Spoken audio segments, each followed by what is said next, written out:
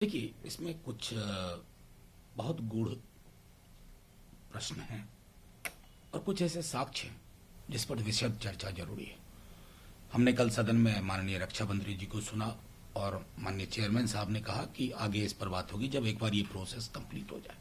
लेकिन कई प्रश्न हैं, कई सेक्टर में परमानेंट सेमी परमानेंट स्ट्रक्चर बना है और माननीय रक्षा मंत्री जी, मैं धन्यवाद भी दूंगा कि सरकार के बाकी लोगों के मुकाबले उन्होंने कई जगहों पर एक्नॉलेज किया कि कुछ हुआ ऐसा जो नहीं होना चाहिए था सरहद पे।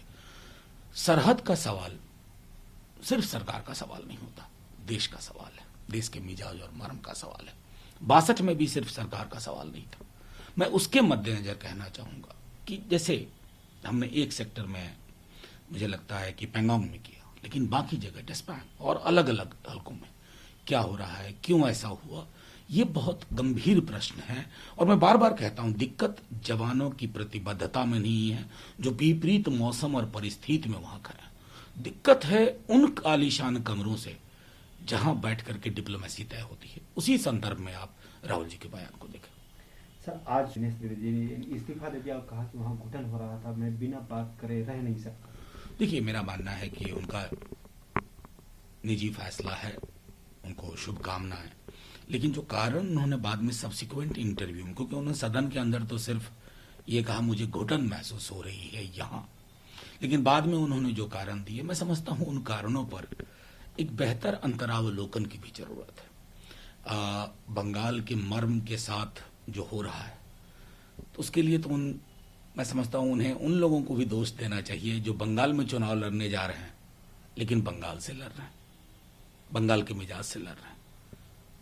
ईश्वरचंद विद्यासागर की मूर्ति वेंडलाइज होती है, वहीं से शुरुआत होती है। गुरुदेव की बातें होती है, लेकिन where the mind is without fear and the head is held high के लिए कोई सम्मान की बात नहीं होती है।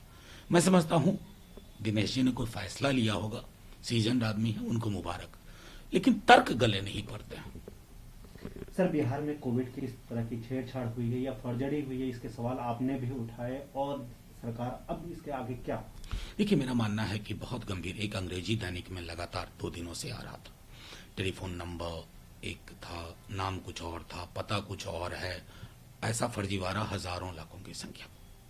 नेता प्रतिपक्ष तेजस्वी जी ने मुझे स्मरण है, मैं था वहां जब उन्होंने विधानसभा के उस सत्र में, जब विधायकों ने शपथ ग्रहण की थी, उस सत्र में कहा था कि इंतजार करिए, जिस तरह का माहौल है, जैसे आंकड़ों में अचानक एक हफ्ते में 1 लाख, 10,000 से 1 लाख, उन्होंने कहा था कि इसमें कोई बहुत बड़े घोटाले की बू आ रही है।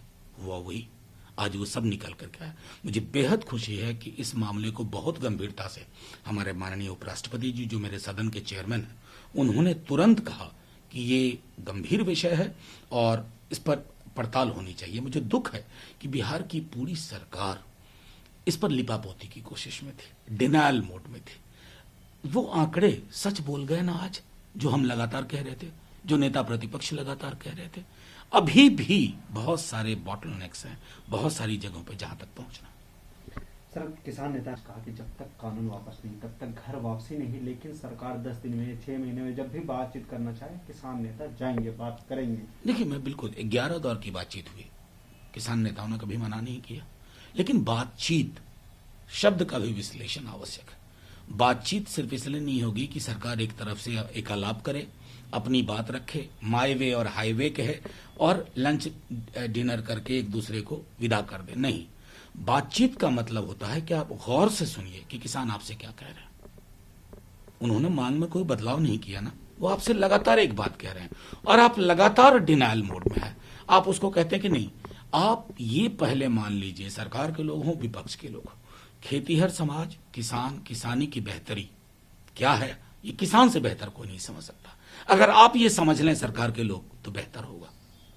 सर, आज निर्मला सीतारमण, ये सरकार है, गरीबों की मदद कर रही है, न कि पिछली सरकारों ने किस तरह के लोगों के दमाद शब्द का भी उन्होंने जिक्र किया। देखिए, खैर वो तो थोड़ा सा इस तरह की शब्दावली संसदीय गरिमा को गिराती।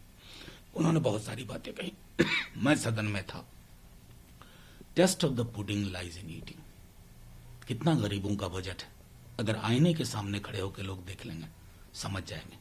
लाइफ इंश्योरेंस कॉर्पोरेशन में 45-75 आप एफडीआई लेके आ रहे हैं, क्या कर रहे हैं सार्वजनिक उपक्रमों में जो घाटे में भी नहीं चल रहे हैं, अब उसके बेचने की नुमाइश लगा के बैठ गए। हम लगातार आपसे मांग कर रहे हैं कि मनरेगा के मैंडेज बढ़ाए जाए, उसमें वेजेस बढ़ाए जाए, कंजम्पशन हाथ में अगर पैसे आप बढ़ाते हैं, ये जो टोकन है 500 रुपए, किसान 500 रुपए दिए 6,500 16 रुपए 66 पैसा पड़ता है प्रतिदिन।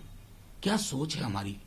मैं इसलिए आग्रह करूंगा कि ये गरीबों को समर्पित बजट है, ये रेटोरिक ना हो, रियलिटी अगर मैं इसको तब्दील करना है तो आपको इस बजट में बहुत सारे मुद्दों पर रिविजिट करना होगा, अपनी फेलियर को एक्नॉलेज करना होगा। शुक्रिया।